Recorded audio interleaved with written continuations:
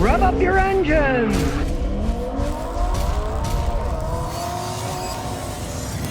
Taxing electric cars. Now, New Zealand just started one where they're taxing people per kilometer driven. And they're going to charge about 8 cents per kilometer driven. No one knows how they're going to follow up on the mileage, assuming the people are going to be honest and tell them the truth.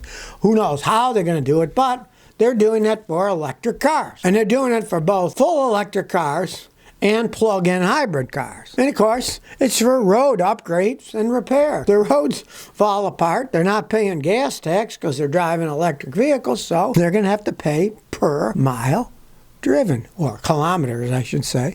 So you could almost double that. It's like 6/10, so 13 cents a mile you're going to be paying tax in New Zealand if you made the mistake of buying an electric or a plug-in hybrid car. What people don't understand, they think, oh, well, electricity is going to be cheaper, blah, blah, blah, blah, blah. No, it isn't. It's going to cost more and more because they will continue to add taxes to it. There's tax on gasoline. Well, there's none on electricity in most places yet, but there certainly will be because they got to pay for the roads. The roads don't magically repair themselves, right? The money's got to come from somewhere. So all the people that kept bragging about, oh, electric's cheaper. No, it isn't. It's not cheaper to recharge, and it's only going to get worse and worse. I saw on the East Coast all these giant windmills, the wind turbines to make electricity, right? They also said that people should expect to pay at least 50% more for their electric bills because of this, because they have to pay for it. And that's what they say today. Wait till they actually build the things and they start breaking. We'll double your electricity right now. It won't be 50% more, it'll be 100% more. Don't think that that isn't going to be the case.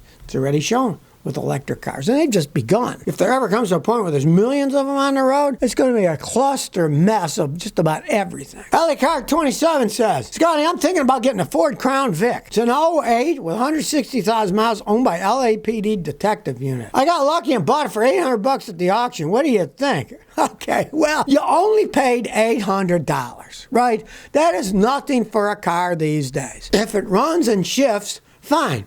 Just realize one thing. It's a 16-year-old Crown Vic that the cops use. It's 160,000 miles.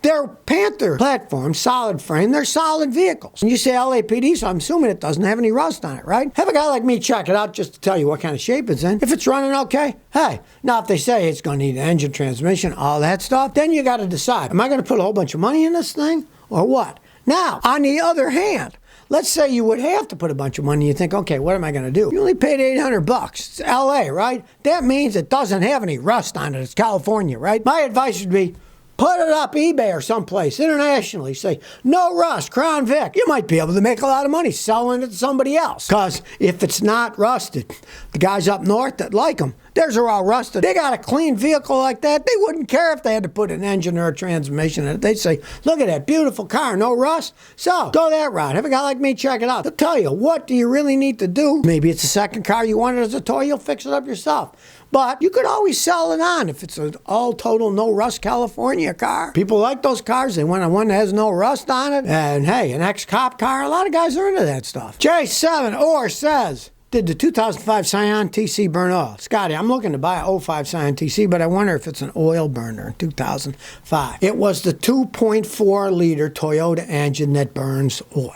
Right? Now, if it is a 2.4-liter engine, yeah, it probably will be burning oil. It's a 4-cylinder engine, right? All you got to do is take out the 4 spark plugs. It takes 10 minutes because it's a 4-cylinder, easy to get through.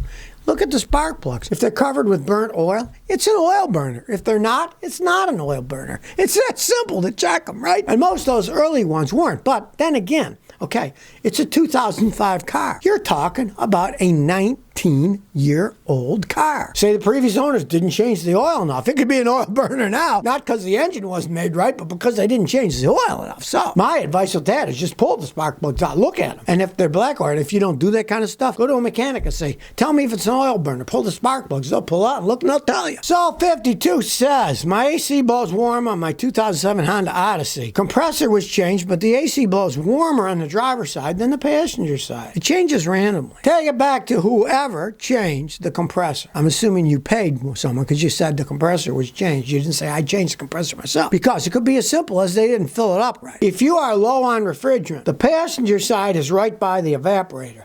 it gets cold. But then by the time the air blows over to the driver's side, if you're low on refrigerant, the driver's side will be warm or lukewarm. Now, occasionally it'll feel cold, because if it's cold outside, it will. Like say it's 70 in the morning, yeah, it'll feel cold on the side. But then in the afternoon, if it's 95, then you'll find out the driver's side is getting warmer and it's cold enough on the passenger side. That just means you're low on refrigerant. Pray that's what it is. Because if it is, and you got dual zone AC, it means that the AC on the driver's side is breaking down. They have little valves that open and close, and it could be you got a problem with those actuation valves or the controllers. It could get very, very complex. Pray it's just low on refrigerant. You said you recently had the compressor replaced, so you very well could have screwed up and not put the right amount in. I see that all the time.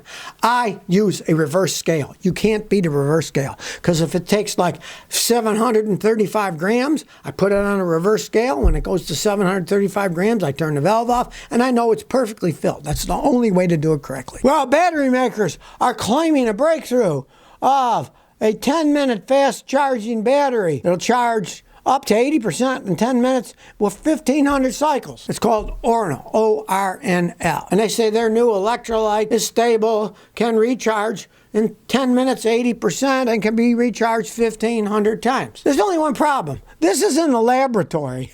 And as usual with electric car news, it's very future slanted towards who knows if the stupid thing will even work, or how much will it cost. And as it says in the end of the article I was reading, listen to this, at least they were honest in the article. However, there are many unanswered questions. It's not clear how much this chemistry would cost to incorporate it in an EV battery for cars. What are the possible battery capacities, and if it can ever be democratized. That's a lot of ifs, baby, you know? I mean, they're always coming up, well, here's this, going to do this. I don't believe it. I could be from Missouri, but I'm not.